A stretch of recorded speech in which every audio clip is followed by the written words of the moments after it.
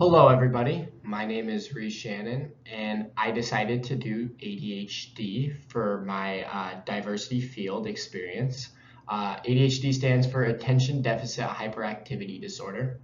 The reason that I decided to do ADHD is because I have people around me in my life that have ADHD, and it is interesting to me how they work, and I wanted to learn more about really what ADHD is. Hello, everybody. My name So looking into ADHD, I wanted to kind of look at more of an overview of what it really is. So what I did is I researched a little bit about what really is ADHD. And what I found is it is a chronic condition that includes the attention difficulty, hyperactivity, and impulsivement. Something that I kind of found interesting is it begins most of the time in someone's childhood and carries on through their adulthood. Things that may happen with people who have ADHD is it contributes to a low self-esteem, and it can also trouble relationships, as people with ADHD have said that as well through my interviews that we will get more into later. And also the difficulty at school and work, something that I think is most commonly used for what people describe people with ADHD with. Um, some symptoms I'll kind of run into, but I would like to kind of go next into like some signs and how you know someone may have ADHD. And so some things that I kind of found is some signs people may have is a short attention span and being easily distracted with whatever they're doing. Something else that I would like to point out is making careless mistakes, like in schoolwork or work. It's easy for them to miss over those. And appearing forgetful or losing things is a big one that I saw.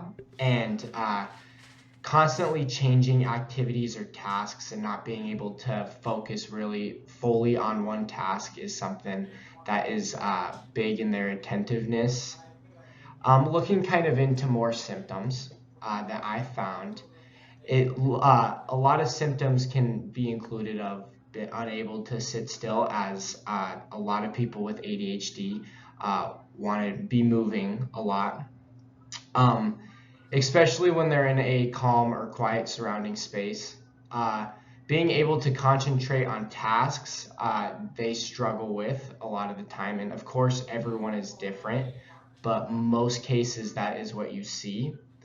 Excessive physical movement's a big one, and excessive talking, as a lot of the time they just keep on going, and that is kind of how it's portrayed. Um, and I think the last one that I want to point out is something that stood out to me is interrupting conversations and acting without thinking. I think those really stick out to me because my best friend has ADHD that you'll learn more about in this. And so it's always kind of intrigued me how and why he does that. So looking more into it, it is definitely making a lot more sense to me. And so throughout this PowerPoint, I interviewed three people who I'm going to keep confidential for their own sake. The first person that I interviewed was my best friend from home. Um, and I knew he had ADHD. It is pretty clear that he has ADHD. And so I knew that I wanted to interview him.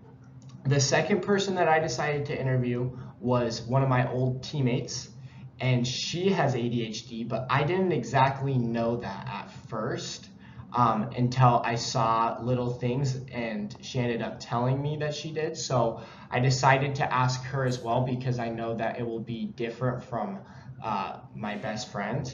And the last person that I decided to interview was my old roommate, who was almost kind of in the middle of them. It was more of like he gave off certain signs of ADHD, but was really good at controlling it, if that makes sense. So I felt like having those three people would be a great idea for this.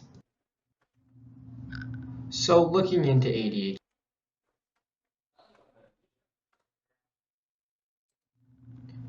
So how I gathered my information is I interviewed 3 people that were close to me or somewhat close to me, and I decided to choose these 3 people because I've seen signs of ADHD in either some of them, or I knew that they had ADHD. And so I kind of going through this PowerPoint and this whole um, experiment. I've used some prior knowledge and experiences that I've had with them, but with that, I went into an hour interview with each of them and asked them 10 questions that I felt were very suiting to ask. And so I gained a lot of knowledge doing that. And another source that I used to gain some information is I used an ADHD Awareness Month um, website that I found on Google that kind of helped me look into really what ADHD is and the awareness through it. So that is how I gathered my information.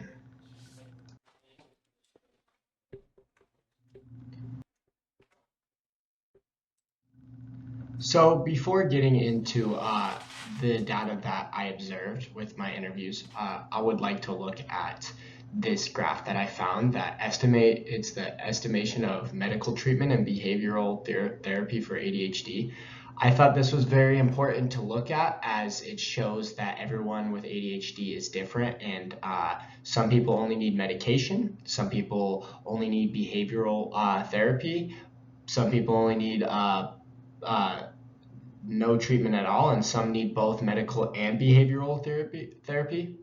I think another important piece to look at in this graph is the age range and how it starts young, referred to more than older. So I'll talk more about that later on. But a lot of people with ADHD end up figuring out that they have ADHD at more of a younger age than normal, but it is still, you can still see it later on as well.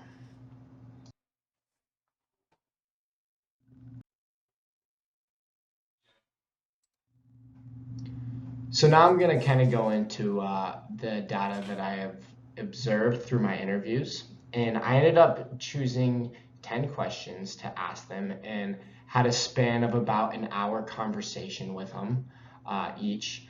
And I decided for this presentation to use 6 of the questions that I asked because I felt like these questions were either similar to each other's in connecting them. But I also found that some of these questions kind of stood out to me as well and were pretty interesting and for something that I kind of wanted to know. So the first question that I decided to ask was, what medication do you use? And this one was a little different because the first person I interviewed, they were on Focalin and is still on Focalin. The second person I interviewed actually has never taken medicine, as later on I'll explain why. And then the third person is on Adderall or was on Adderall and has not used Adderall since because of another question that will be discussed. So the second question that I decided to choose was, how has ADHD affected you in school? And some things that I found here is every single one of them has had time and a half, which is something that is used for test taking, especially on the ACT and the SAT.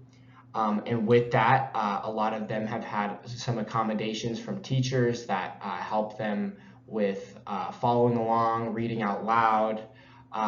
But in particular, the first person I interviewed, who I knew has probably ADHD the most, I guess, that really stands out. He had a para through elementary school, kind of along with him and keeping him on task. So the third question that I decided to ask them was, how has medicine impacted your ADHD? So for the first person that I interviewed, it has impacted them really well as it's helped them in school, it's helped them focus through daily tasks, but he does not take them on the weekends as he tries to keep them for tasks that need to be productive, I guess. And then for the second is as they do not take any medicine. So that question didn't exactly apply to her. And then for the last person that I asked, medicine actually negatively impacted him, as he felt that he would get really bad side effects off of Adderall and become angry a lot of the time, or on edge is how he put it, and sad a lot of the time. So that is why he is now off his medication, and he has been just dealing with it without it. So I thought that was pretty interesting.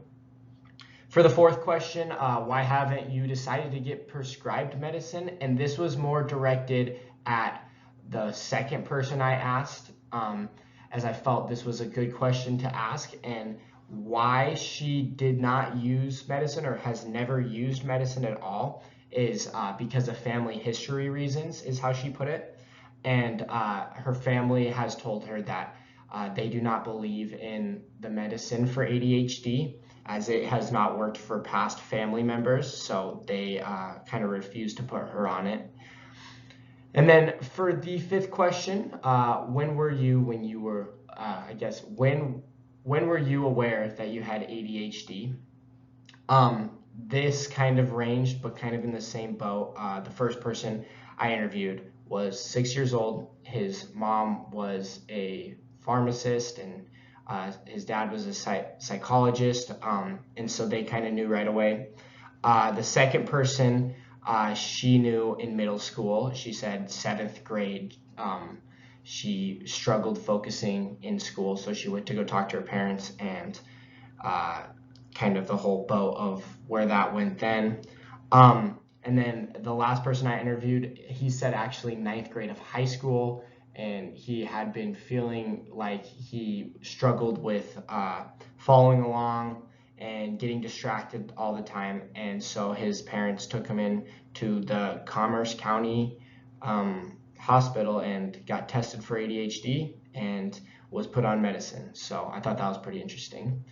And the last question that I asked him was, what are 3 things you wish people understood about ADHD? I felt this was important for misconceptions as people who have it and what they do not like to hear. And they kind of all were pretty similar. Kind of to overview it, a lot of the time they said that they're not always hyper all the time and always getting distracted all the time. It just kind of comes and goes. They were all pretty upset in the way of they know that they're not dumb or disabled in any way, and people tend to treat them that way. And so they think that's a big misconception that no one really understands. And then the last thing was kind of they wish that people understood what it was like and would get less frustrated with them in the things that they are and kind of work with them on it, as a lot of the times and stories they've told me, people would get frustrated for how they were. So I thought those were pretty interesting.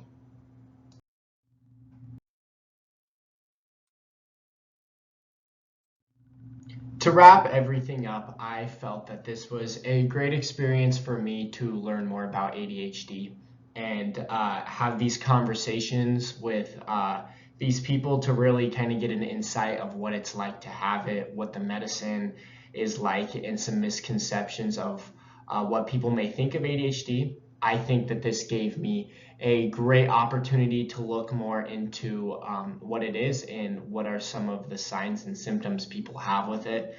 Overall, I really enjoyed this experience as I got to sit through interviews with people that I love and got to learn more about sides that I didn't know before.